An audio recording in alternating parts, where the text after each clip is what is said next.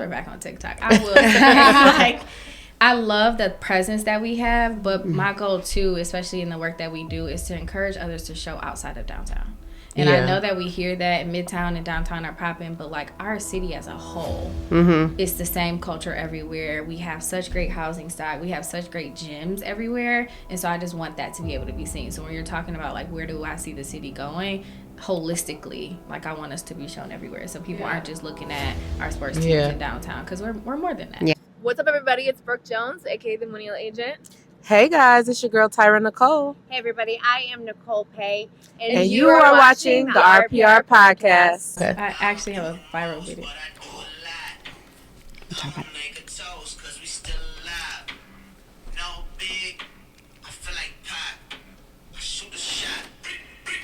What's up, everybody? Welcome back to the Real People in Real Estate Podcast, where we talk about the real shit, not about real estate. I'm one of your hosts, Brooke Jones, aka the Millennial Agent. What's up, guys? It's your girl Tyra Nicole. What's up, everybody? I am Nicole Pay, and I had to write this one down because we went over her accolades. And listen, here we go. Account manager at Ignition Media Group and realtor at Legacy Real Estate Collective. Miss Crystal Head, thank you so much for being with us. Thank you. I did. It was like, there was a lot. She said it, and I was like, Write this down. Welcome. Give me a minute. Let me write this down. Thank So you. thank you so much for being with us. Appreciate it. And you Happy got to be here. your tequila. Oh, should we Yes, give a shout out? cheers. Let's go ahead and shout out Shout tequila. out to Okay, Ocho so- Cinco's. We don't know if it's, It's we don't know that. I know. I was just Tequila kidding. Ocho. Allegedly. Allegedly. It was a recommendation, and so we're trying it. All right, we're Yeah. trying it. It's actually good. It's not bad. I like the bottle and everything. Yeah, it's a little vibe. Little vibe. All right. You guys like it better All than Casamigos? I don't I like. do. I actually don't like I don't like I Casamigos. actually don't really either. I do not. Thank God I didn't get it. Yeah, no, because It's that's why. expensive for no reason. That's why I always get Milagro because I like Milagro. Casamigo has too much of a vanilla taste for me. Yeah. But It's- I like the reposado. Like I can do Casamigo, but the Really? I never had Yeah. the reposado. But I thought you didn't like the dark. well, because Kate drinks it, so she always brings it over my house. So she's kind of turned me on reposado and pineapple juice. Okay, so Okay. I was literally about to get Reposado, but I was like, Nicole won't drink it, so I'm gonna get the Blanco. No, I Blanco is will. good. I will with pineapple juice. Like other than that, it's a hard pass for me. Okay. Like I can't do that. But yeah, it's too vanilla. Like I just don't like the vanilla I taste feel of like it. the taste is overbearing for me. Yeah. Like I can agree with that. I don't really like taste, but But and there was another one. God, where's William Pay? I wish he was here because we tried something from our store and they gave us, it started with a J, I think. And it was really good. I can't think of it. There's some. I don't it know. starts with a J. I think it starts with a J and they're like, this is like new. Jose you gotta try Cuervo? it. No. The That's only not- J I know is Don Julio, but Don Julio, No, Jose that's Cuervo. always my go-to if they don't have anything else because I cannot do Jose or Patron. We're not friends anymore, so. understood. Understood. All right. All right. Enough So let's of the dive tequila into talk. Yeah, tequila talk. So let's dive into it. So yeah, hot topics. Where are we going with this? So I was saying, like, for hot topics, everyone say, like, what's on your feed on TikTok? What's, like, coming up on your feed? Okay, wait. So and hold I have on. to think for a second, too. So wait a minute. So you were saying, and we're going to start with you because I think us three should guess if we know what's on each other's Oh. Okay. algorithm because we talk about this a lot. Mine have changed, they so. Oh. I can't say Well, that. I 'cause know now what it's that- around. Let's see who's right. She just said that to throw y'all off. I know because that totally blew my theory. Okay, so you said you had a TikTok video go viral. What was it about? Did. It was on accident. I was trying. It's usually how it goes. Dubai chocolate strawberries, and I had never posted on TikTok before, but I wanted to just record it just because I scroll. So on your TikTok first all the one? time. First one. No way. Where was it? And what were you doing? This was back in February. I was literally just eating the strawberries. And So what is so I tried- special about they these were strawberries? amazing. I mean, they were so good. The crunch was good. The strawberries were fresh, and I really didn't even say much, but I think it was the crunch versus like it was trending at the time, Yeah. and so I posted it, and the next morning, millions. Where'd you get So, it from? It was a place called Chocomania in Birmingham. Okay. Okay. Pretty good, expensive. It's $26. Oh, wow. Right. So I haven't been back, but it You was should pretty after good. your Yeah, viral right. video be I like know. They don't care. advertising. That's true. Right, like I But promoted if you anybody guys. else would like to promote, right. We'll have to follow you. What's your TikTok? Yeah. it's Chris Charisse, I believe. Okay. I'll make sure I share it. Yeah, when we share your go. TikTok. Okay. Cool. Okay. Well, I think mine's really easy. to guess what my viral, not my viral, my What your algorithm. TikTok Yeah, page what is? my feed. Would you guys guess anything? Pets. What kind of pets? Like dogs and It is? Like dog the talking videos. dog video. No. Oh, the Yeah. parrot? Huh? You guys- What about the parrot? Do you get the parrot? Preston? Yes, parrot. Preston the parrot now The comes evil through. parrot. Are y'all on?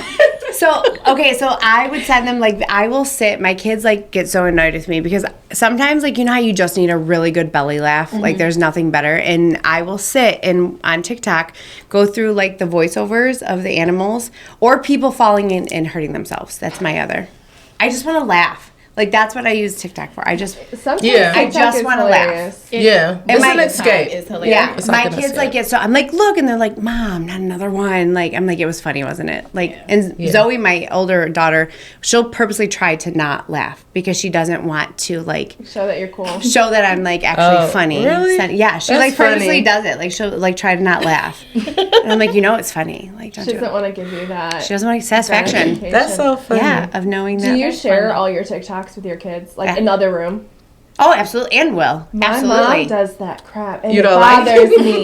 me Why? I do it sometimes. about you? because she sends me like so many TikTok, and they're not even like entertaining to me. I'm like, why'd you send this? It could get She didn't addictive, mean like that, once you Mrs. send Jones. one, like, Yeah. and then you just keep sending Yeah, more. because their profile is just so easy to click. Like resend Right. it to the Yeah. same person. It's like your own. But what is she page sending now. you though? Yeah, Like is like what is it about? She sends me. I like, love your mom, by the way. I know. Shout That's why I out said to like Miss she Tina. didn't mean it, Miss Jones. Just kidding. So there's like this Italian grandma that like makes this food, and like she just has this Italian accent, and it reminds her of our family. So she sends Speaking of it. Italian. Yeah. There, same thing. There's another one I watch. It's a married couple. They met in Italy. She went to Italy. They met in Italy, and he came back with her, but he's learning English. And so he like they Oh, go fun. through. It's I think I might have seen it, hilarious. actually. Yeah, like she's I don't know. She's like a smaller like white girl. I think she has like lighter skin, reddish hair, and he's like full blown Italian. Like anything that you would picture an Italian to look like. And he thought his toes were fingers. Like he got confused because Oh. he didn't know what they were called. So he like kept calling him his like foot fingers, and she was like, and it's hilarious hearing his like little accent say. Yeah. That's what I watch. Yeah, sorry, that's me. All right, Tyra. What do you Tyra. think? I think it's conspiracy. I was gonna theories. say conspiracy theories too because that's all where you get your you send us so much conspiracy shit. Listen, it is conspiracy theories, but listen, I'm one of those people where I get bored with stuff. Uh-huh. So like now it's like I'm like over the Diddy stuff, and like the So what the, are we that on type to of now? stuff. What is it? What is it? What does So- your feed look like? No, it's still like It's- conspiracy you don't stuff. know, it's but still conspiracy. I don't It's really, different kind. yeah, I don't get like a lot of the Diddy stuff no Anymore? more and stuff like that because I get over stuff. Do we know if quick that or girl's still whatever. alive? The one that escaped him or whatever, and she was in the Aaliyah video or whatever in the underground tunnels. What was her name? Oh, I know what you're talking about. You know what I'm talking about? She was the young girl? The young girl. And she was in the underground tunnel. Was Yeah. it the Aaliyah video? Was it Aaliyah? yeah, they're saying, and she was like, she don't even know if that's her. But I don't know, she like disappeared because I'm not surprised. they were saying that she was lying about it or something, and then this like her real says like she's her real mom or Allegedly. whatever allegedly came out and said that she don't know what she's talking about. Oh, and she's really? lying about like so like all the this woman stuff or whatever. in the videos, that's not her real mom. No, that's her adopted mom, the white lady. It's that She's white white. lady. Wow, Yes. wow. I just Yeah, God, I must it'd be not like- remember. I didn't know she don't show her a lot, but then sometimes it'll show her and she'll be Why talking. did I think like she was mixed or something? I didn't really She's think that she young was. girl, right? Yeah. Like She's in her. Maybe Did you ever hear? teens Did you or ever hear about her? No idea. So she was like her basically, what was she doing? I Like can't even speaking think. out about all these like celebrities. celebrity. and, Like she was just exposing all the things, and then she said that there was like underground tunnels from Diddy's house to Aaliyah's. No, Rihanna's. Wasn't it Just- Rihanna? She was just talking about Underground tunnels Okay. to like did like hear Michael that. Jackson's Okay. house. Like there, I heard that too. And she was like exposing all of it, but she had to be on the run because she didn't. Yeah, wanna they were die. like living in the car, like living in the car. I just haven't sometime, because that was whatever. coming through my feed for a while too, and then the She talking haven't. dogs No took one over. haven't heard from her in a while, so I don't know. Who what's knows going with that? All right. But anyway, All let's right. move well, on. there's TikTok. So that's our hot topic for Britt, the what's day. on yours? Oh yeah, Are you guys We gonna we guess? got to guess. Are we supposed to guess? Brooke. Let me think. Cooking. Cooking and dancing stuff. I don't think I have dancing. such a poker face right now. I know. I think you know. get like a lot of like I the think it's more cooking and like the TikTok, like the challenges and stuff. What do they call those? don't I'm know, but having that's all my kind ring. of brain freezes I'm gonna say today. it's Viral moments. I don't know. yeah, like trends. Like trends. trends, or so I'm gonna say Like a lot cooking of and the like of trends. the new trends going on. Yeah, so this weekend I watched a lot of Coachella. So I had a bunch of Oh, I heard- Coachella I videos. saw that. Coachella. Okay, that's a I good saw one. And then randomly I seen this video. Have you guys heard that there was like 18 kids that seen this job posting on Indeed and they went to go to the interview and they're all missing they now? disappeared. No. Yes. They're missing. They were kidnapped. And I don't know if this is true or not because What? some people are saying it's fake. But yeah. Yeah, I did see that. How did that? didn't And that realize just it. randomly came through I know something. your news feed. That's Like, crazy though. I didn't even. That's why aren't people talking about it? And then people were coming on and they're saying, yeah, I went to this job interview. I had to go to this sketchy place. Like, I didn't feel right about it. So I, like, walked away. So if anybody's applying on Indeed, anybody you guys know, be I've heard careful. about Indeed. Like, is no. I mean, I heard a anybody lot of can post on scams there. were Yeah, really. Yeah. on there, but it was Oh, so this was coming up on my feed about Walmart being like a portal. What? What? A poor. Sorry. So it's my and brain there was going all off. these people on there, and then so you know how like when you see something on TikTok, it'll say put this in the search. If you put it in the search, you'll see like all this information about it. So I put it in the search, and then it was like all of this stuff about Walmart being a portal, and it was this girl on there. She was like she saw like her younger self in Walmart. No way. And there's people who are talking about this like crying, Like a certain location or all Walmart? no, they're saying like all Walmarts, and then all of these people are on TikTok talking about like they saw like someone that either looks just like them or looked like them when they were younger, like exactly like this lady was like she knew it was like her and her younger. Well, I guess I pay attention at Walmart. She had I'm like gonna two take kids. the tequila and I will pull it up. No, she had like two kids. The girl that she saw that was her younger self, she had two kids that looked just like her kids. And then she said it was a little boy with them. And the reason she started crying was because she had like a miscarriage and she knew that it was a boy. And then she was like, that was the boy. Okay, That so sounds listen. like the movie Us, though. The movie Tether Us? You Oh guys seen my Us? God. Yeah. I Tether? love Jordan Peele movies. That's what it I- sounds like, right? yeah. it's it called does. Us. I haven't seen that one. I don't think I'm gonna have to watch it. They're But good. search up So there's a lot Walmart of things, portals. Tyra. I love you so much, and there's a lot of things that you talk about that I actually like invest myself in and really believe you. But not the Walmart I portal. can't do the Walmart Search it. portal. Okay, it's fine when you just see one person, but when you see a whole bunch of people All right, like saying all the same I thing. can't have my dogs go away. That actually didn't come out. Like my talking dog. That doesn't even sound right. I can't have my algorithm go away, so I'm gonna search on Okay. William's phone. Yeah. And Or you have could just show us. Yeah. Because I think we all want to see it. yeah. Well, I think I've- so after hours. I've Yeah. seen about portals, but not at Walmart. Not a. She goes, not at Walmart is. They're saying Walmart is a portal. I've never even heard about portals. Oh, really? No. Yeah, This they one girl- say like downtown, like at Hart Plaza, like that's a portal, like that thing. Actually, I lied. William talks about that because I took Zoe. I love Pink, and I've seen her in concert several times, and she's one of my favorite concerts. Like I like people when you go to concert, it's a performance. Like it's a show. It's a show. Like Beyonce's the same thing. Like you go and you're expecting a show. And William brought that up to me that even Beyonce's stage and Rihanna's stage are all like the I did background see is a that. circle, and he was like he mentioned. So now I Yeah. guess I do remember. He mentioned that those are portals. Crystal, I'll show you what's on guys your after For You hours. page? Influencers and kids. Like, just I get a funny- lot of funny kids too, kids. but I love ki- looking I at do love kids. Kids kids. are hilarious. Yeah. I love children. I love all things Yeah. baby, and they are so funny. Yeah. My So I favorite would are just when they scroll. say That's like, what I laugh at. yeah, my favorite is when they like say stuff and you catch it on camera. Like Yeah. I've got a couple of those. Do you have a favorite TikToker?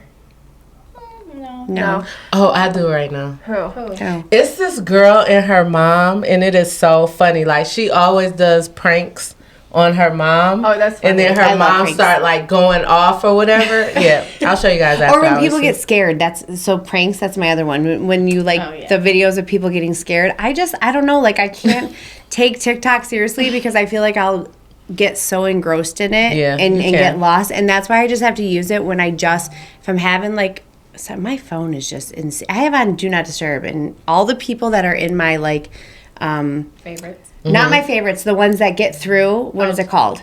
Like, Anybody Oh. can get through as long as they hit it twice. no, like I have people that even if I'm on Do Not Disturb and they text me, that it'll- favorites? I think that's your it's not your favorites. You have to actually put their names in. Like in your silent mode. But they're Yeah, like if it's in not- silent mode, like in they're designated to be excluded. whatever. And bypass. Every that's what There you actually go. that's Yeah, bypass. I think that's what it's called. Every Bypassers? single my bypassers. Every single person I have in my bypass is literally texting me right now, knowing that I'm here. Yeah. Every one of them know that I'm here. So, Okay. anyways, I don't even know what I was talking about. Oh, laughing. Sometimes when you're just having like a low vibration day, like I just need TikTok to take me out of it, and that's the only way. So I can't Yeah. get into like all because I will go down rabbit holes for Yeah. hours. Yeah. I just can't do it. Yeah. That's I get what, it. Yeah. Do you Okay. guys watch Instagram Reels? It's not as fun. But I still feel like they're I get on nothing my. but real estate on my professional business Instagram. I get nothing but real estate. Everything's real estate. But I feel like that's following my algorithm too because the same talking dogs, the voiceovers on TikTok, the same ones are coming through my On Instagram. Instagram. Just like 4 days No, later. mine's- Yeah, like Literally. yours isn't the it's same. connected No, somehow. it's not really the same. I like TikTok better than Instagram. I definitely like TikTok Yeah. better. Yeah. Unless I want to like see some real estate stuff or on my personal Instagram page, I get nothing but celebrity stuff, like stuff about celebrities. Yeah. So I like TikTok better. Okay, shout out to All right, yeah. TikTok and Instagram. Here we go. All right, so let's dive into it. Let's go. So I don't even know where do you want to start? Where did you grow up? Yeah, Let's start there. that's We're what we just gonna always start start. from the beginning. Let's do it. Where'd you So, grow up? Detroit, born and raised. I'm from the west side of Detroit, 6 Mile, Okay. Wyoming area. All So right. that's where I Alright. started. I went to DPS schools from kindergarten all the way up into high school. And then I went to University of Michigan for undergrad and then Wayne State for grad school. Go Blue. So Woo. I've been in Michigan my whole Warriors. life. Yeah. Go Warriors, go Blue. Yeah, All the things. she was a Wayne State girl too. Yeah. Oh, that's what's up. Yeah. Yeah, so Yeah. Siblings. One Okay. older brother. We're 8 years apart. And Oh, wow. it's just me and him.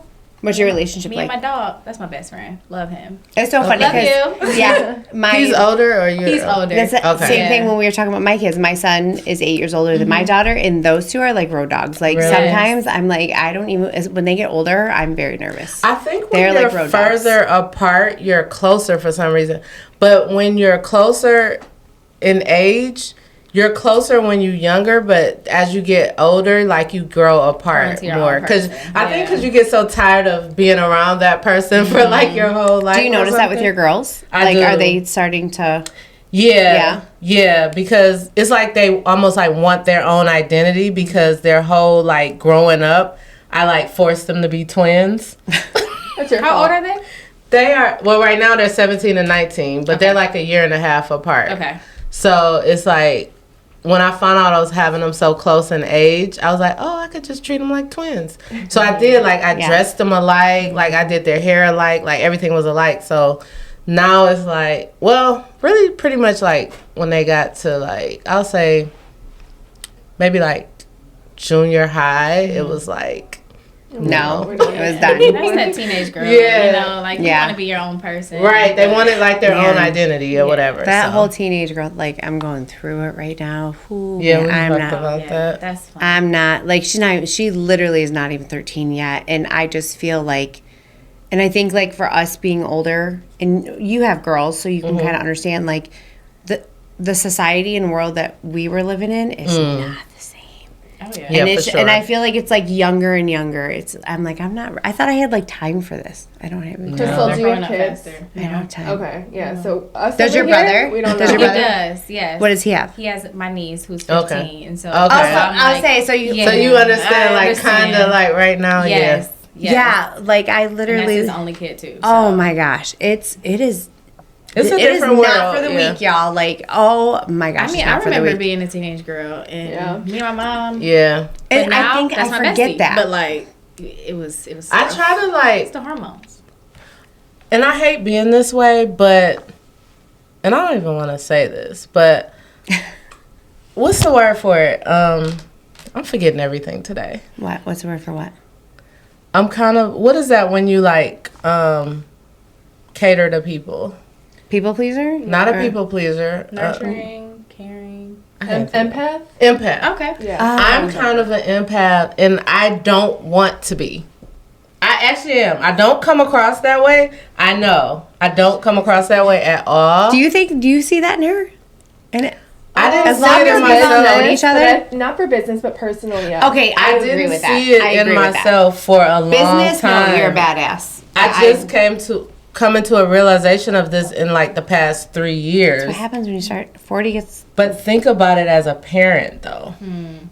It's hard when you are as a parent because it's hard to be that disciplinary parent. I could see that. So that's why it's like real important for like both parents to be involved, because I feel like sometimes like the father could be more of that disciplinary. And but so I struggle with that a little bit, but anyway, that's a little bit of my truth.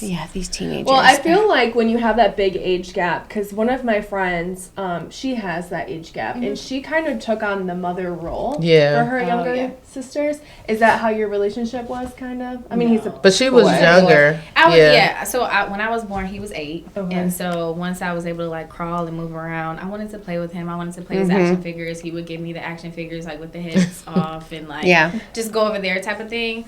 But once he was in high school and I was in middle school, that developmental stage was just very interesting.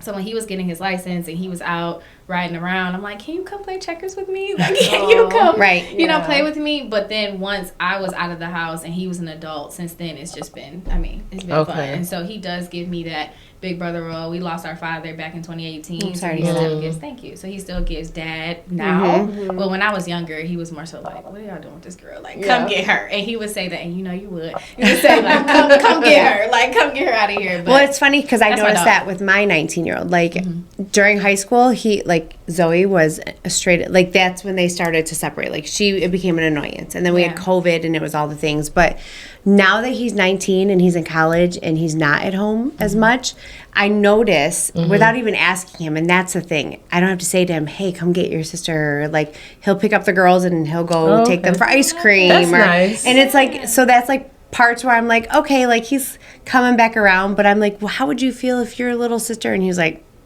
he never had that like big brother thing. Where Zoe with the younger kids, I'm like, I'm mom. You can stop now. Like, I'm here.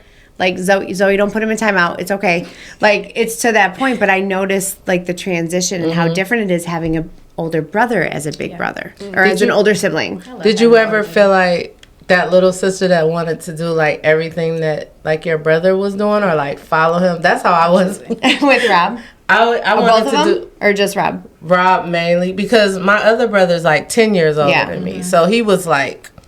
older, but with Rob, I wanted to like follow him, do everything like he wanted to do or whatever. Mixtapes. So was that like that? I wanted to do all the things. Like my brother he's still into music a lot, and so he would be rapping or practicing, or even I remember he did Grammys. Like in high school, you do their Grammys performance, and so he was practicing. He was Nelly at the time, so that tells you. Grammys performance. Grammys, yes. So like DPS, they'll do like a mock Grammys performance, and so the students, the seniors likely, and then some like the rest of the students would dress up as different artists. Okay, you guys did. We did that. Even I went to Dearborn Heights and we did that. I don't remember that. So he went to Mumford at the time, and so he was performing as Nelly, and so I still remember like all of his things. Us in the living room trying to practice all the things. So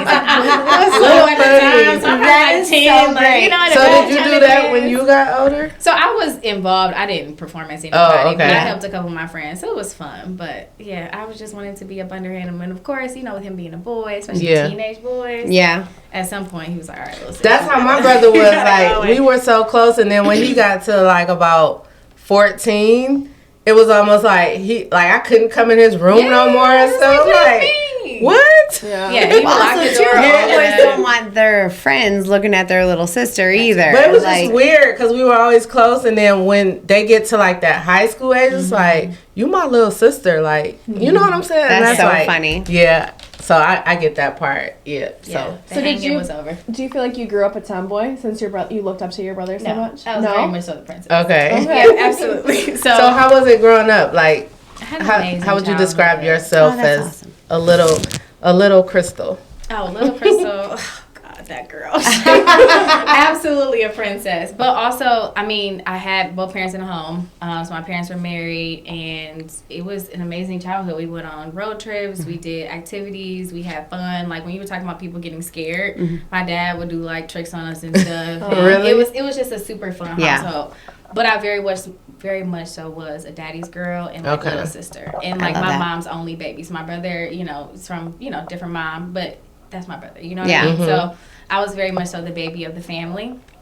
And I was just super like outgoing, ambitious still, kind of the same way that I am now. Like little Crystal would be so amazed that I've done all the things. Like I used to line up my bears and all my dolls, and I had a little whiteboard easel in my room, and I would just talk. I don't know what I was talking about. I don't know who I was talking to. It made sense at the time. But I was just talking and writing on my whiteboard. So I did a lot of things. My That's mom so gave me funny. activities. I used to dance. I was involved in a lot of things in high school. So Okay. So what type of things were you involved? Like dance? And... Yep. So I did dance from first grade, I think, all the way up until high school. Oh, and wow. then I was in Delta Gyms, and I was a mentee in the Midnight Golf program.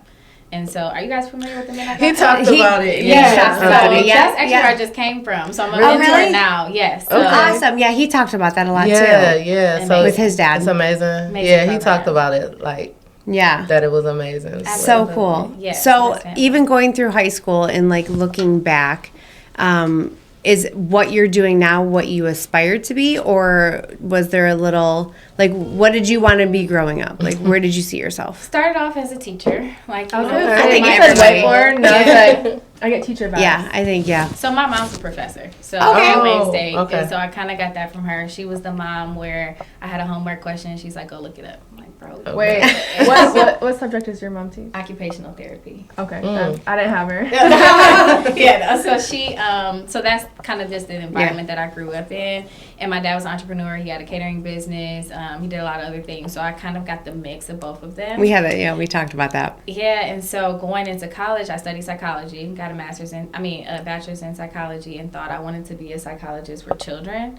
And I went into social work. I lasted about 10 months probably. Why? I was doing family reunification. Uh-huh. So I was in the home with It's the a- families that had lost their children to the foster care system for whatever reason.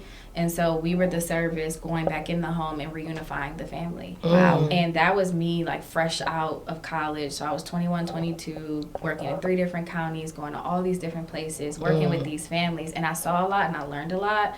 But that 101, I'm an empath too. I'm Cancer. I'm super sensitive. So it wasn't fulfilling for me because no matter what I did as service-wise, the family just may not have been successful. Wait, So- so you were reuniting the child with their family? Their biological family, yes. Okay. So once they were in foster care for however long of time, once the judge said, okay, the parents have done whatever they needed to do, Got it. we're going to put services in the home. And so that was the service that I was. And so I Okay. was helping with like budgeting, connecting to the community, all the things.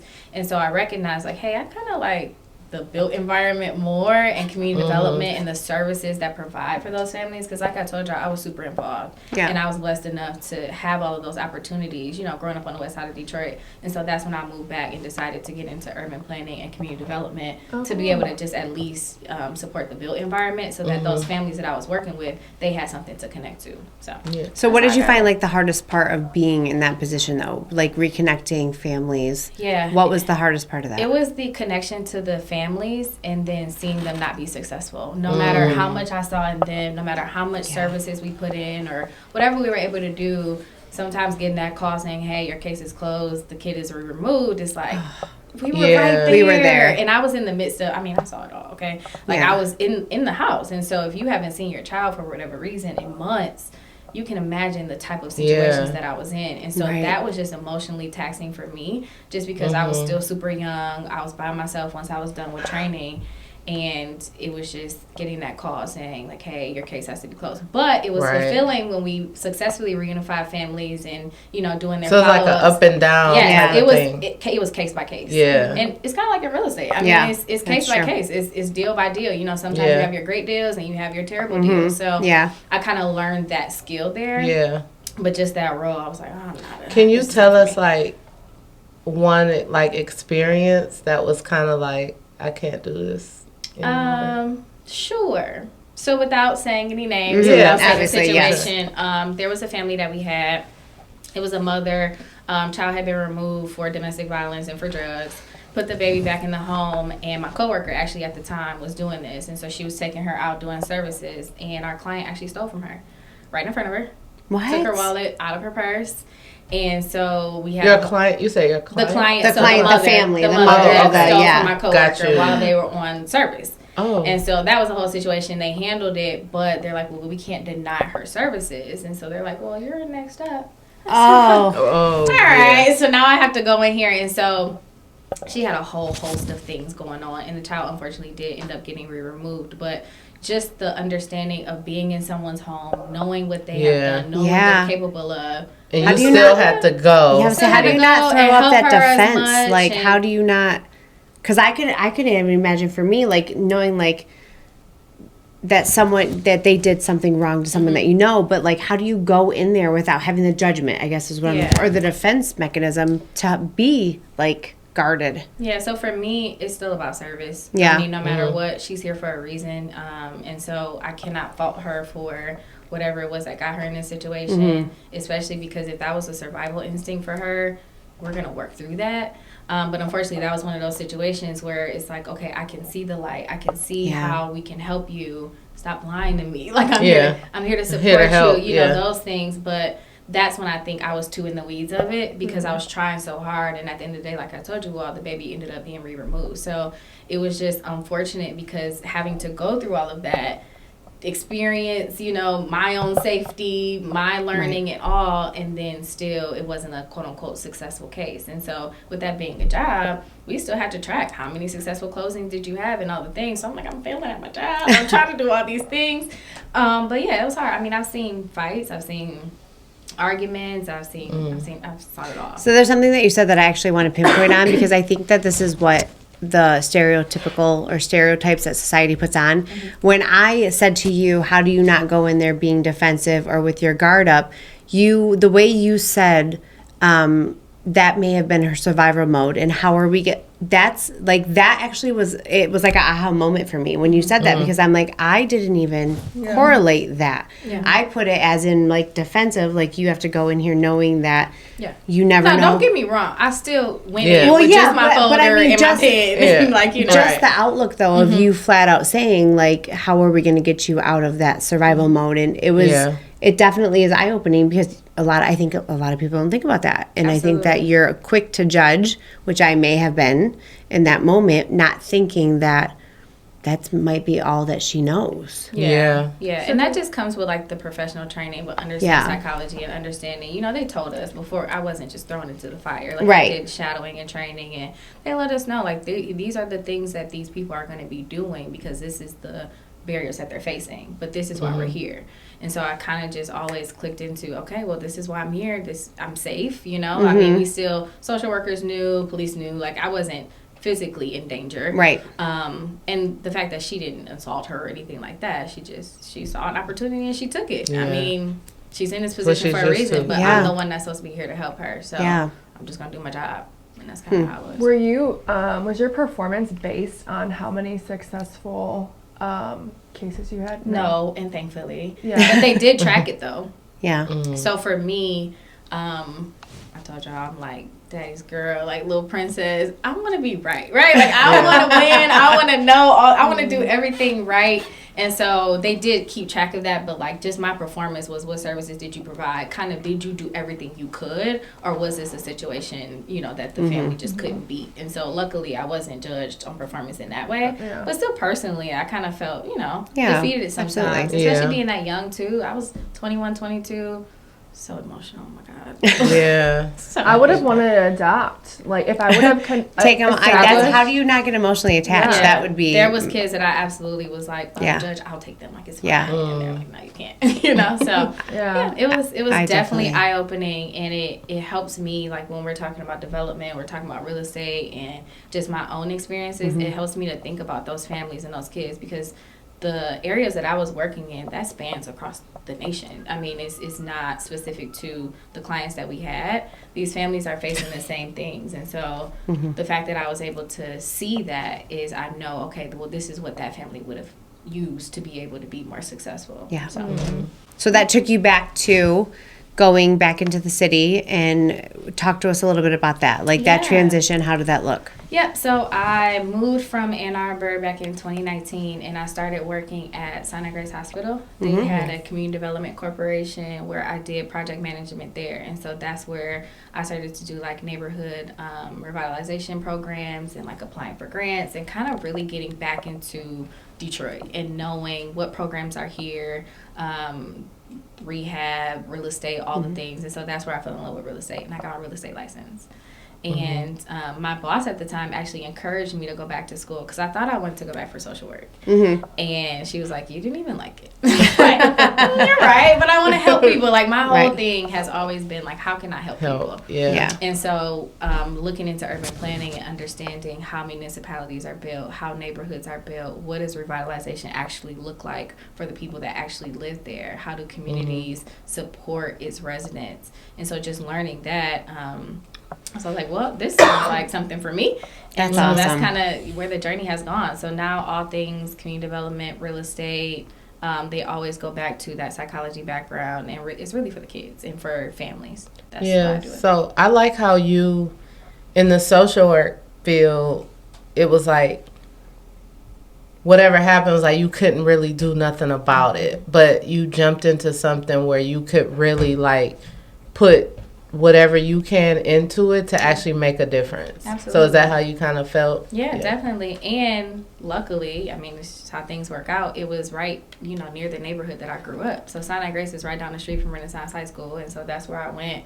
And so I was doing things in areas that I had been seeing my whole life. And so learning about the senior population and single family housing and knowing what they need for services. So yes, I'm applying for the grant on the back end, but I'm really serving these people in this area.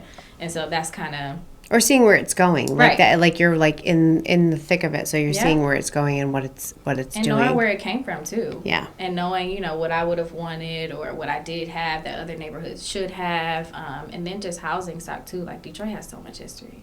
I love it. I love being from Detroit. If anybody ever asks, I'm telling them where I'm from. Yeah. And so because I love it so much, just to learn about where, the journey that we've gone through as a city and just the potential of where we can go has just always been interesting to me. So to be able to have a hand in that has just been such a blessing. Yeah, it has been pretty powerful. I'm sorry, did I cut you off? I don't know. Oh, it has been pretty powerful. Even like, because I remember, and we've talked about this before, like my parents being the generation that they are, Detroit was never a place that you would go to. Right. Like it just wasn't. And now, like for us, like we're in the city all the time. Like the three of us, like we're down there, we're at events, we're doing stuff. The Lions, like we go to the games.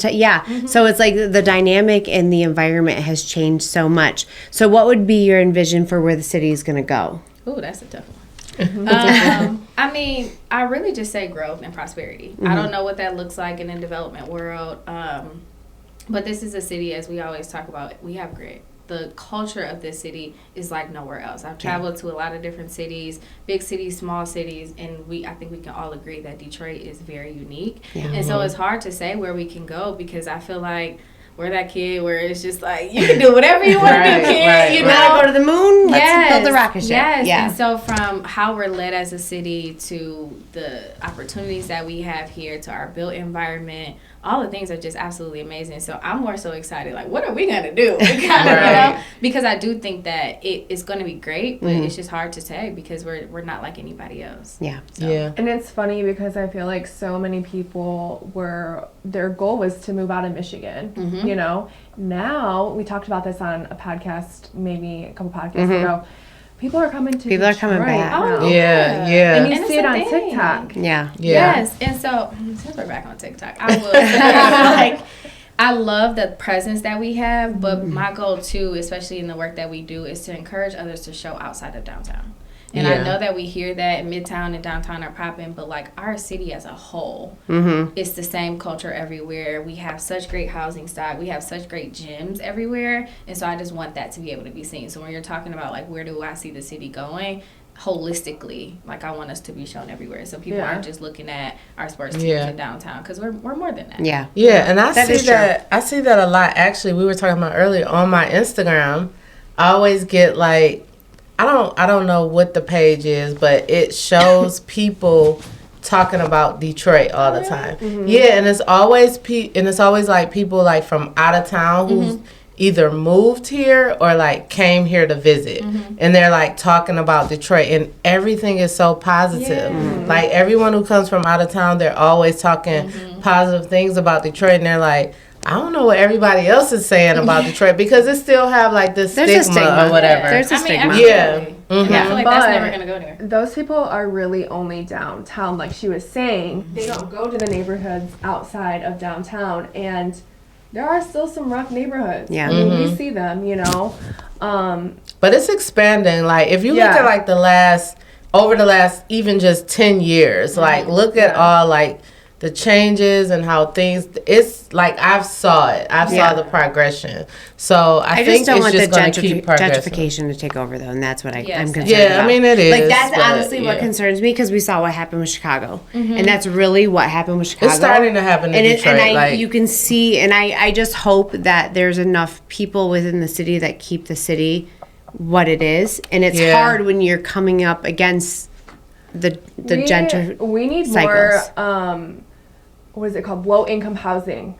That's what we need here, because we do have apartment complexes that are considered low income housing, but they're not. They're like, Well, see, but that's what Chicago did, and that was the problem. Chicago that's what I'm saying. That's what I kind of don't want so to happen. I actually agree with you, and that, because that's exactly what Chicago did. Is they had people that were wealthy of a certain race and culture and come in and buy pretty much up Chicago, and then they built low income housing and they pushed everyone out. So when you're going into Chicago, you see a space of low income housing, and then you go to Chicago and you're like, oh, look at and Chicago. where is there to go? If you push people out of Detroit, where are they going to go? Right. Well, But that's what's happening. That's Unfortunately, what's happening, like that's what's happening. Yeah. Like, and that's what's gonna.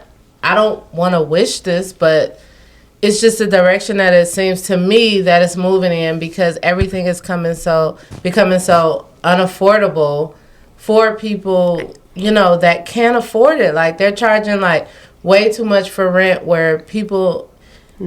Not even just in Detroit, like people everywhere can't afford it. And it's like the same thing as Chicago. Like the only thing that I see is them putting everyone in like this low income thing, which was before like kind of like the projects or whatever, and pushing everyone into this.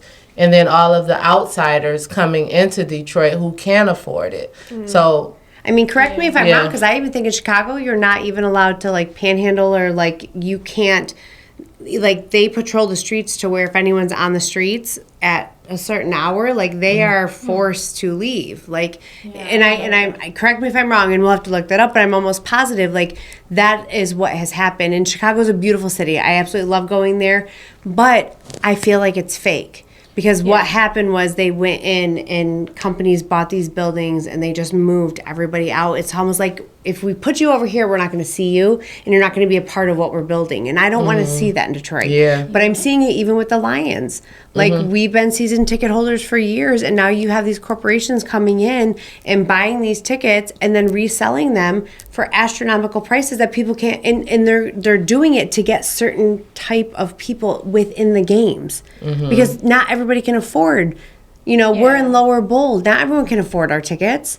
yeah. But they're doing it because they know the people that will buy them. And that's the problem that I have. And I don't want to see that happen with Detroit, because it is such a beautiful, beautiful city with so much culture. And I love seeing the murals on the buildings. And I remember going to the Lions tailgates and watching them paint the murals. Like we were sitting there and we watched over a transition of weeks them painting. Every week we were there, and he was up there painting by himself. And like, I don't want to lose that within our city. I think everybody agrees to that too, though. Like, there's a lot of layers to revitalizing a city, neighborhoods, and all the things. And there's a difference between revitalization and gentrification. So, talking about literally someone else coming in, buying stuff up, meeting their ROI, and finding buyers to go in there, that's different than people who are from here, who have, you know, understandings of what's going on here. Of history. And and rebuilding what we already have. Correct. And I think that we have such a unique municipality, because cities like Chicago and other big cities aren't ran by its people. And so having that here, I think that there's a lot of conversations, because we all feel the same way. Nobody wants to see Detroit change. We want to see it grow. We want to see it evolve, but we don't want to see it change. Yeah. And so I think that we're in a great spot. The other thing is, you got to make money somehow, right? So there are those tactics of raising prices and all those things downtown. But like I said before, Detroit is way bigger than our stadiums, than our sports teams. Love them. Shout out to the Lions. Yeah.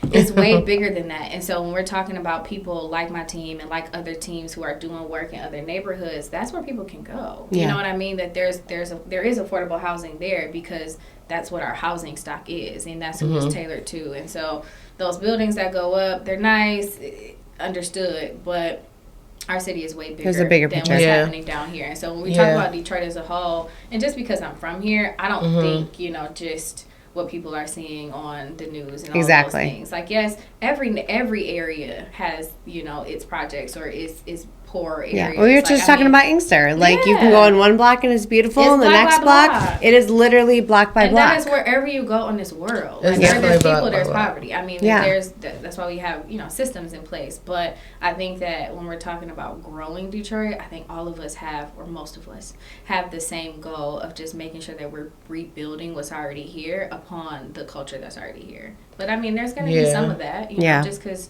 money has to get made somehow. The economy is the economy. Yeah, it's just unfortunate because I was just talking about this because I deal with so many like out of state and out of country investors, and I always get these investors calling me.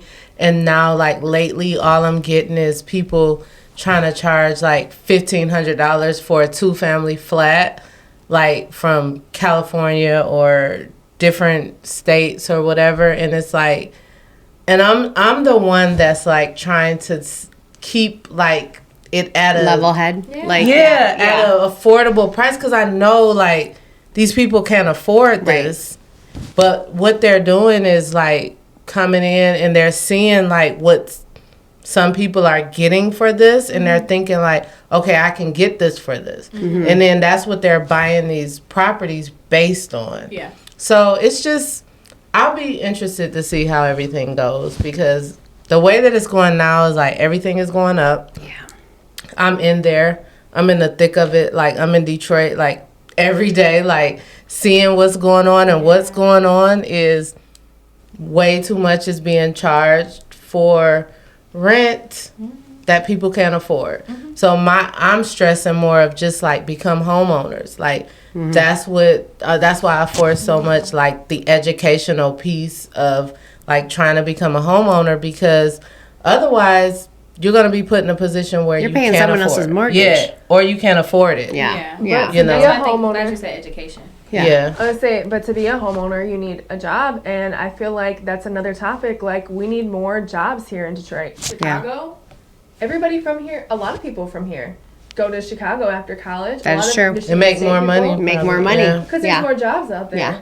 Yeah. That's just because they're more developed too, and they're bigger, and they have more of those hubs and those bigger companies. That it's such a hard thing to look at. Like you said, like they are bigger, they have more hubs, but then how do we do that within our own? You know what I mean? Yeah. And it's such a double-edged sword. It really is. Like, does your brother do anything with real estate or? No, but you will. I'm trying to get him into it. He actually works for Stellantis and has been for a while, team leader there, and so he's understanding that sense of just Motor City and all of the things. And so he's now at a point where he's like, okay, I've done my thing here, like let's figure out what's going on. But we're a family, like my family home that I grew up in, my mom still lives there, my brother lives in my grandmother's house, still in the family, and so all on the west side of Detroit. And so we're more so thinking about, what do we already have? What assets do we have in the family? What can we continue to sit on and revitalize? And so when you're talking about education, that's a lot of what my team does, and just my passion too, is just to help people understand this is what you have.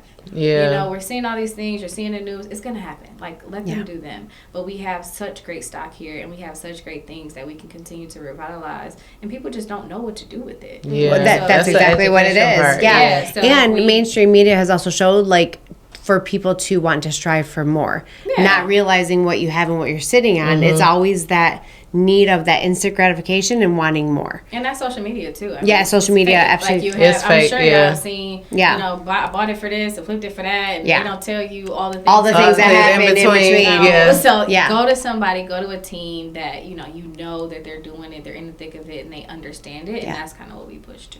So I have like a random question, completely off topic. Sure. When I was talking about you and your brother, what is one of the craziest things you and your brother ever got into? Oh, I don't know if I can say that on camera.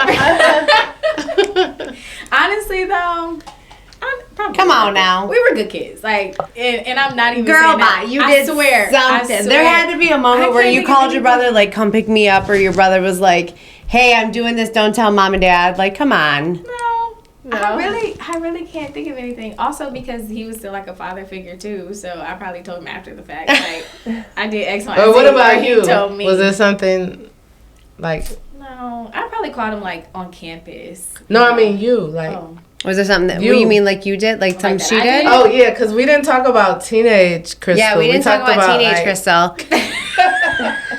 We talked about little Crystal. Yeah, you went to, well, I mean, I guess U of M still. Like, you Yeah. in your teens, kind of, still. Yeah, I was Listen, 17 when I went There have to been some campus. hella good parties, although I hate admitting it, state parties are. But I'm Michigan, not a U of state. M, and Ann Arbor, I've it's a been. culture shock. Now, yes, game days, Whew. absolutely insane. Do you want to know? Can I tell you this about game days? I have no experience with college life. So let me Just tell you FYI. this game day. I was at as an adult, I was at a Michigan tailgate, and that's where we sealed the deal on the house that I'm living in now over a shot of Jack Honey. Love that. Cheers to that. Literally, yes. In Ann Arbor? In Ann Arbor, cheers. We were going to the Michigan game, Yeah. and my uncle happened to out. be there. Oh, you're out. Okay. And I was talking about how Will and I were going to buy a house, and he was like, "Well, why don't you just buy mine?" And I was like, "What? Like, like How random is that never, conversation? literally, like we were all standing there, never even a million years. Like we moved from Canton to 2 acres in the country, like never really anything that we thought of. And he's like, "Yeah, just buy my house. We'll talk about it later." And he's like, "We'll give you a great deal." And William poured the shots. We cheersed, and way. literally a year later, we were living there. So that He is a manifester. yes, He's an 8. yeah, manifester. William is an 8. Yep. But it's funny because some even going through. You guys have really never. Have you been to Michigan tailgates? No. You guys, I feel like I failed you both. Yeah. I know they're wild. Experience it. I know they're Yeah. wild. But my brother went to Michigan State. Blech. Sorry. So I've been to Michigan State, but only for like Halloween. I never really went not I back. like Yeah. Michigan State. I'm though. not gonna lie. Hey. I've been. Wow. I have been to actually some like parties at Michigan Okay. State. I can say that. Like I I just like the fun. I have a colors. lot of great friends. have a that lot went of great there. memories from going Now, to as state. long as no one's an Ohio State fan, we're straight. No. Oh. no. Okay, cool. We're not, but my mom went to Ohio State, so we're very house divided. She did. Yeah, my mom walks around in her Ohio State sweatshirt, and our daughter's like, "Go back downstairs." She does it purposely. Yeah, like my grandma used my whole rivalry is real. my whole That's family funny. is from Ohio. My mom went to Ohio State, and like my grandma used to hang Buckeyes around our house No way. when Michigan played Ohio State. Yeah, Well, so That's we were funny. like a very much huge house divided. Huge house divided. But so yeah, Michigan had to be an experience. Oh my And God. did you live on campus or were you off campus? so I lived on campus the first year, but I lived on North Campus, which Oh, is like not the other in end? central Yeah. area. And then I moved off campus and got an apartment for sophomore through senior year. But my experience at Michigan was absolutely amazing. So Did you have amazing. roommates? I'm sorry. Did you have roommates? My first year, yeah. But it was How a was friend of that? mine that I went to high school with, and I met her actually on our first day of freshman year. And we were friends ever since. And so she told me she was going to Michigan. That's why we lived on North Campus, because she was in the engineering school. And so we had suite style where it was us and then it shared a bathroom And then, the yep. other two. Okay. So if I lived on Central Campus, I would have had to have the community bathrooms. And I was like, no, we can just room together. Yeah. And it was fine. You know, people Yeah. tell you, like, don't go room with your friend and go branch out. But, I mean, we were cool. Hey, girl. We were cool. Yeah. It was, you know, still cool to this day. So, yeah, I did that. I pledged Delta on campus. So, Greek life was super fun. I did I love that. first semester of sophomore year. So, most of my college career, I was, you know, involved in Greek life. I did a lot of stuff, like community events and So you didn't live in one of the houses or you were, no? No. I always drive Zoe. Like, I would love, if Zoe went to Michigan, oh my gosh. And so I always drive, I'm like, don't you want to live in this beautiful house? I know you had some crazy sorority stories. So I was involved in D9, which is the historically black sororities, and so we didn't have a house. We didn't Okay. do all Oh, of really? that I didn't know stuff. that. Like, is that like normal or? Yeah, pretty normal Really? for D9. Yeah. Well, that needs to change. Yeah, right.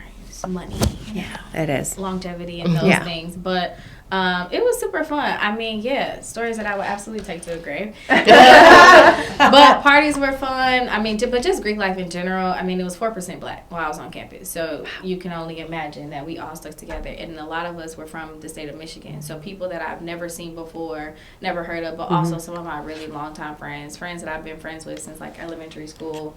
We went to college together, still friends to this day.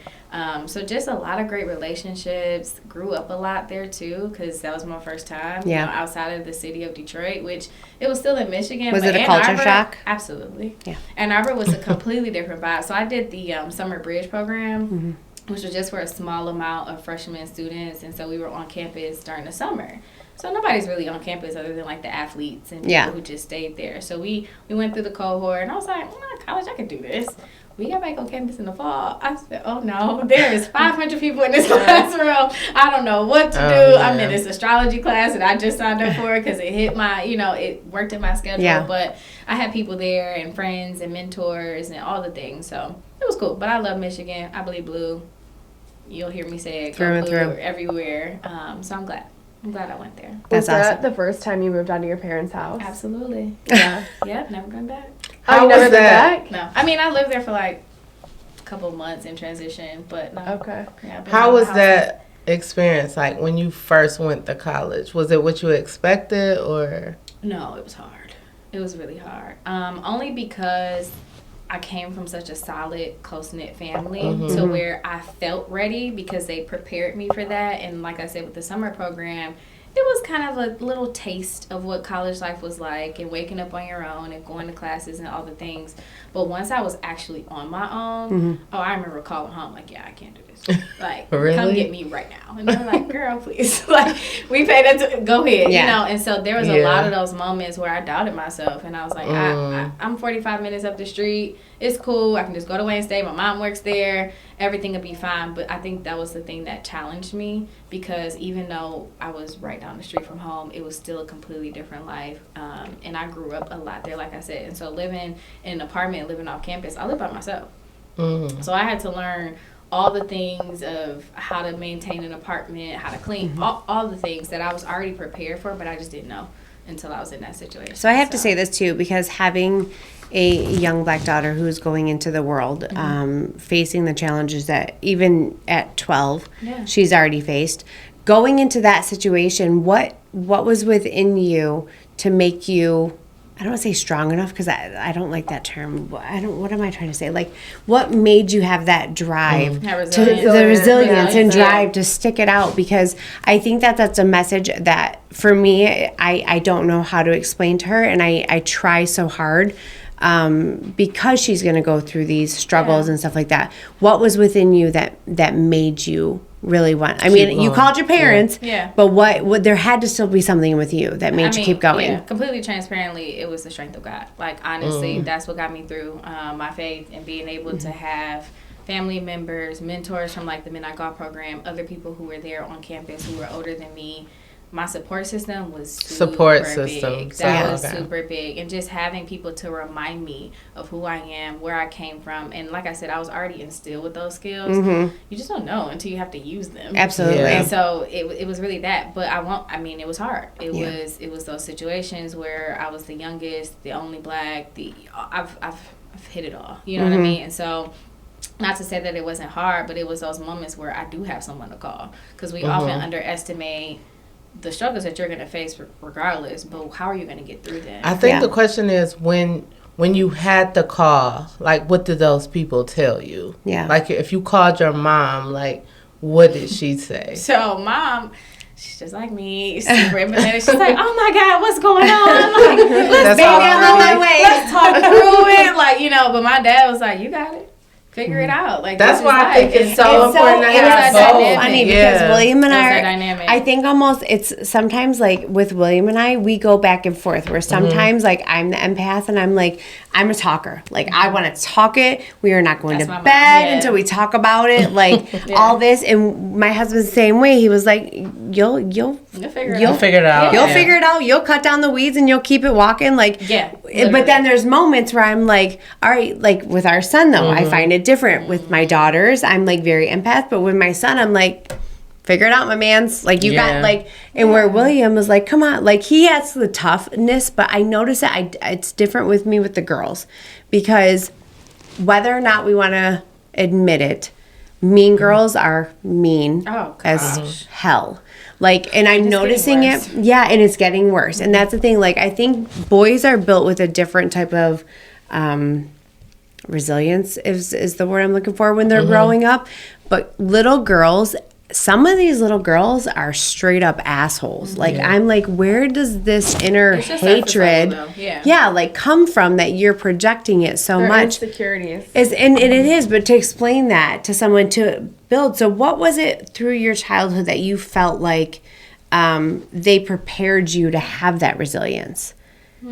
I think that going through it, I don't really know that I recognized it. Yeah. I kind of just always been this headstrong person, just outside of just naturally. Like, Yeah. if I say I'm going to do something, I'm going to get it done. I'm also very hard-headed, very stubborn. So it's like, this is how it's going to go. Maybe Somebody it's all can that tell me, lining up those yeah, dolls like, and you're going talking to to sit them. here and you're going to Listen to what I gotta say. Listen. I have all the things. The Like, whiteboard. Listen, and I'm writing it's up here. crazy. This is your lesson. You're gonna listen. That's so Yes, funny. it's And so crazy maybe that because was I just did instilled in me. I did like things that I didn't want to say earlier. You did the same thing. See, friend, why You did the same thing. Wait, I okay, used to so like line up stuff, and we would have like a whole like Yeah. little conversation. Absolutely. Yes, like I would be like the teacher in school, and I would be like talking to your them. pointer, and, yes. yes, That like makes sense. everything I did, like I it can was see like that. a whole little like thing. Right. And I so get- I think that carried me through. Yeah. Though. But Yeah. like also having people who maybe they went through it just a year ago, or maybe it was 5 years ago, or Yeah. just like again that support system. I've cried to so many different people. Also, like I said, I'm a Cancer, so I would just cry, just Yeah. because like that's just my form of release, and I may not be sad. It's just how I release my emotions, and like I don't think going through it, I knew what was happening. But now there's situations where I can look back and I'm like, oh, girl, you had that. Yeah. You know what I mean? Like that was in Or you you saw all it coming, along. yeah. Or I'm thinking I'm doing absolutely terrible, and I look at situations around me and it's like, no, you handled that beautifully, you know? And then I think too, just my line of work and like professional training and psychology and those things, understanding how our brains work, how people work, that helped too, just because I cared enough to know. And so being in touch with myself and with my faith, it really helped me to get through. And I didn't really recognize it sometimes until like now. Like I'll look Yeah. back on situations, or I'll be in a moment where I'm like, dang, I waited on this, you know? And in getting through there, you're just kind of head down, Yeah. you're just trudging through, and you're just doing what you need to do. But I came from a family too where as soon as you get home, you eat your snack, you sit down, you do your homework.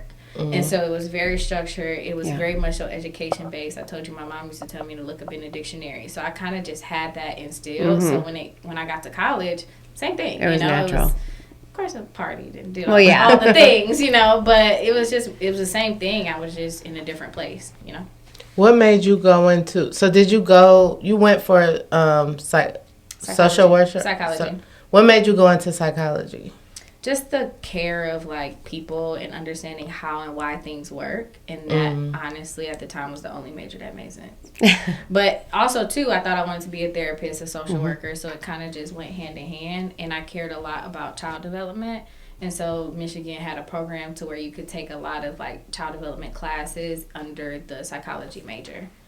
It just made sense. It just worked. Yeah, Yeah. but So you I didn't just kinda declare my wanna- major until like junior year. I was just taking like LSA classes and Just this, yeah. yeah. But I it makes sense. think they pressure you to choose a major So way too fast. Oh young. my gosh, Yeah. yes. So And I was fast. late. Like declaring in junior year, people were like, That's "You don't have a really major late. yet?" I'm like, "No." Yeah, I'm No. like at 18 years old, how do I know what I want to be? I actually You think don't. you should have to go through your gen eds before you even start, because honestly, whatever you think, listen, what I thought I was at 17 and 18 and 19 and 20, and then I have a degree in something I'm not even doing Yeah. like Yeah. 20 That's why years people go back later. to school, Like, yeah. and that's why people are now It's a going back setup. to school. Like, it's think you ridiculous. shouldn't They go to make you college like, yeah. right after high school. I think you should take 2 to 3 year break, and then if you decide you want to go to college, go to college. I mean, But- there's a lot Yeah. of people Very going small. back to school like in their 30s because, I mean, I was Yeah. a prime example. I was forced into what I thought I wanted to do, Yeah. I had no A desire lot to of do times it. you really don't even know what you Yeah. want to do You at don't. that age. Yeah. You don't. But I will say, being an undergrad though helps you to figure it out. And that's what I'm there's saying. Like things you that, should being have on that campus, undergrad Yeah, experience. get the gen eds. Yep, go through the before you process. even, and because I think Yeah. even when you go through your gen eds, you start to find like pinpoints of you're like, oh, I really like that class. Ooh, let me Yeah. explore that more. Instead of just picking a major right out of, high school, Yeah. gen eds can sometimes like influence you to figure out what you like They should and don't like. restructure that. I whole thing. fully agree. Definitely. Let's just, Yeah, you know what? We're going to do that. like- Let's add that to our to-do list, okay? Like, I'm pretty Love sure that if they do some type of survey of everyone that went, like, everyone would probably agree. I Like, agree. this But is that's the a way big it should be. developmental stage. Like It between is. 18 Yeah. and Oh, 21. it's huge. It's a huge developmental stage. And so just in general, as humans, you're evolving. Yeah. And so how am I supposed to know what I want to Yeah. study? But Girl, bye. outside of I'm major, 43 still trying to figure this shit No, for out. real. Like, let's be real. Like, But I'm outside over of here major, like, you still learn stuff. yeah. You still, even if it's not subject based, you still are understanding That's the crazy process. because I just had, like, literally just today, I was like thinking about changing careers. Really? Stop It's it. never what, too though? late. I don't It's never too know, late. but I was just like, Yeah. I can't what if see I you. like want to Doing change? what? Like, I don't know. You don't like know? this is what I've Just been doing for the yeah. last 20 years, but I'm like, I You're at don't a kind of weird- want to yeah. do this. Like, I'm just doing it to make a living. Like, this is what I do because I've been doing it Yeah. for the last 20 years, and this is how I make a living. But it's not really And what I that's- want to do. You know what I always thought would be really cool to do? What? What? Go to a different country and like, you know how you can do like teaching English in a different country? Yeah.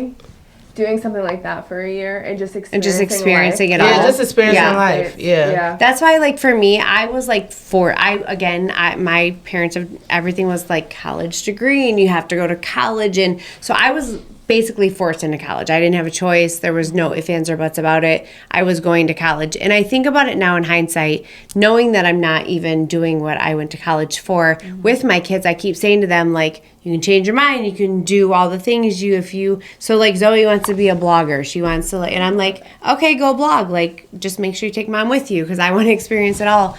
But I think that we, in future or past generations, have limited ourselves in so many things that we don't even realize that we're capable of. And it's the younger generations that are making us realize, like you said, it's never too late to start over. And anything that I want to do, like, again, I'm 43, 36 forever, but 43 still at moments like, am I really where I want to be? Like, is this what I That's envisioned natural, though. my Yeah. life at? Like, and I don't have a problem saying, yeah, no, I'm good. Like, Yeah. I detoured, I took a step back, and now I'm back, and this is where I'm at. So I think there's also a stereotype in thinking that once you're set in a certain thing, that you have to stick with it. Yeah. And that's not what it is, because we are only granted so many days on this earth, and when God calls us home, we are going home. And listen, I'm about to enjoy my time here. Yeah. Not Yeah. doing something. I agree with that. Yeah, Like like in different phases. yeah, and that like, calls for different interests I am- and different things. I was just and gonna say different that. Time and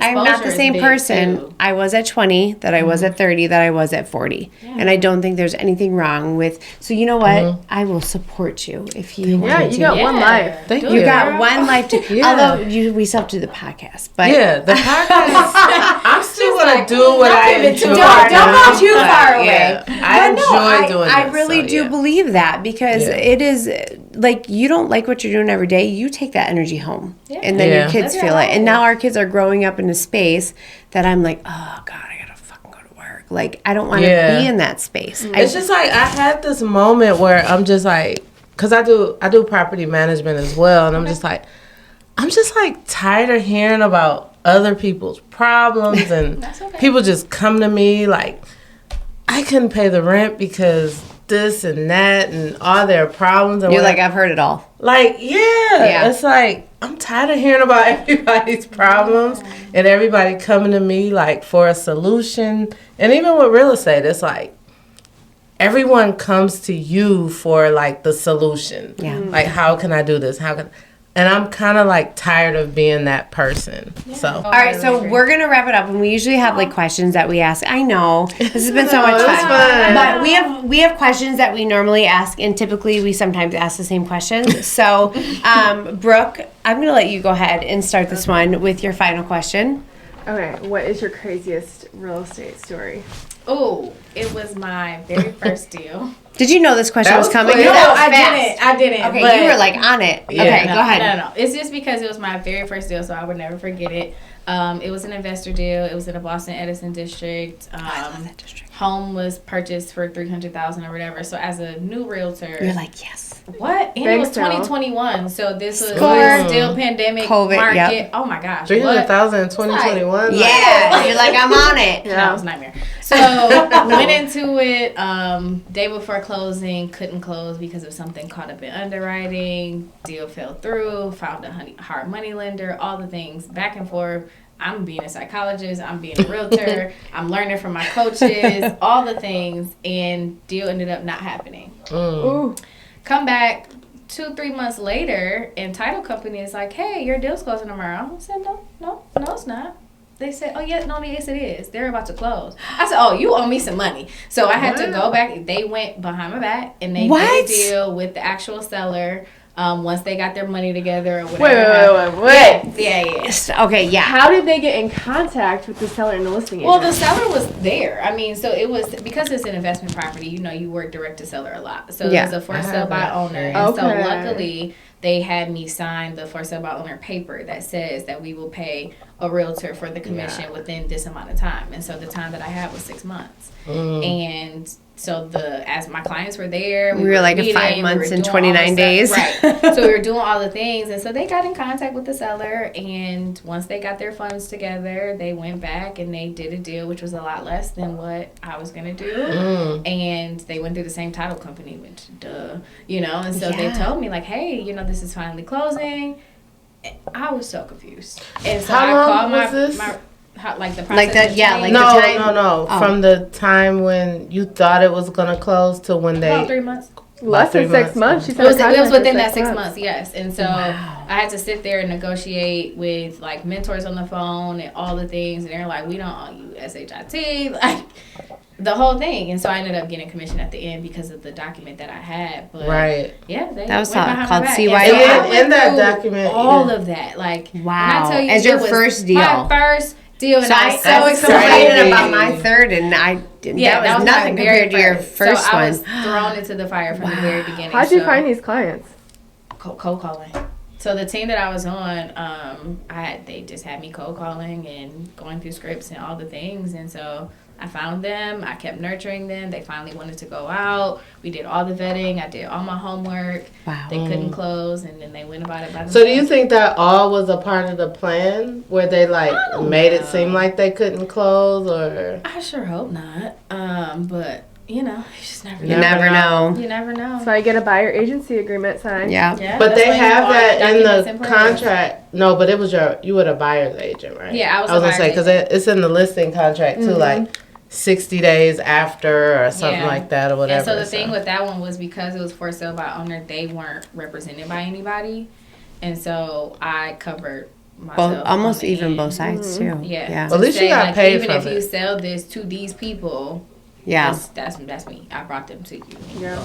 There you go. Yeah, that's That's Great. being a boss bitch right there. Yeah, There for you the go. first For the deal. first deal. I've thrown in the fire my whole life. Like I should. But Really, really, Mo, keep You're swimming. like, hold on, this ain't gonna work. Right. Yeah, but I Really? mean, I learned investing. I learned Yeah. how to work with clients. I learned how to protect yourself. I learned so much in that first deal, and so that's why as soon as she asked me, I'm like, "There's nothing that matters." Yeah. Yeah. I would Crazy. say really shout out to that title agency for letting you know. Absolutely. Shout out to them. Yeah. For sure. All right, go ahead, because we always have the same question, so I'm going to let you go first. No, go ahead. Let's change it up. You Oh, go. are we? Well, I'm probably going to. Okay. If you had advice to give to your younger self, what would it be? I would say about 5 years ago, you're gonna be okay. You're gonna Just be 5 years ago? okay. About 5, because like I said, I lost a parent in Yes. 2018, and so going into that, into pandemic, into grad school, into all the things, it felt like the world was closing in on me. Yeah. And like I said, still had support system and all of that, but I just didn't believe it. And so now knowing what that journey meant for me, I would tell her, just relax, babe. Like, you're going to be It's going to be cool. Yeah, it's going you're to be good. It's going to work out way better than you would have ever imagined. So, that's all I told her. Love it. All right, So I think I would just ask, what's something no one knows about you on a lighter tip? Something no one knows? or something that when people wouldn't guess, like something People that, wouldn't guess. or like like something that's maybe your close people know, but if you were to say it out loud, people are like, what? I don't know. This is hard. I mean, I feel like this is a cop out, but I used to play the violin, and I don't think anybody knows. We that. all were Do you like, still play? No. Oh. Not at do you all. think you could pick a violin up and I still know the notes. I still Yeah. know how to read I music. and I probably could admire figure it so out. much people who can play the violin. even read Like, music? I Yeah. like even reading. It's like I don't understand any of it. Even reading music is I amazing. loved it though. I played from 5th grade up until 8th grade. My middle school was like, you're gonna pick an instrument, and that's You picked That the was a heck violin. of pick an the instrument. violin. Yeah. So Yeah. my parents bought me one, and I played for those 3-4 years, however many years that was. And You need to get on TikTok and play that violin. Yeah. No way. Go viral again. Go viral again. No way. But yeah, I think I still have it. Do you really? Pretty sure my mom still has it. I'm pretty sure I you have to need to ask get her. it out and Yeah, do I'm it. pretty TikTok. sure you need to go on TikTok. I think it needs to be something that, I mean, if you can go viral eating strawberries, I'm pretty sure the violin would be it for you. Yeah, I should pull it out and see if I can Yeah. still play. See if you But can yeah, still figure it out and Right. play. It's my only musically inclined thing, and I've never played a sport. So You never played sports? no, I was on a volleyball team for like 2 days. That was it. I would have never. I actually would have, I would have envisioned you as a softball player. Like I could just see you no. playing softball. You do look like a Like you softball look player. like a softball player. I look Yeah. athletic. I was like, I was like a hardcore sport junkie, so I would have definitely thought you would have I played love that. softball or Thank something you. like that. No, just the fine arts, dance and violin. Dancing is great too. I did that Yeah. for 21 years. So, Fun. all right, Right. Brooke. close us Take it out, babe. Thank you for joining us and sharing your story. Stay tuned for next week, and we'll see you guys soon. Have a great one, guys. Peace. Peace. Yay. These things were killing my ears. I could see you messing with them. Do you think it was?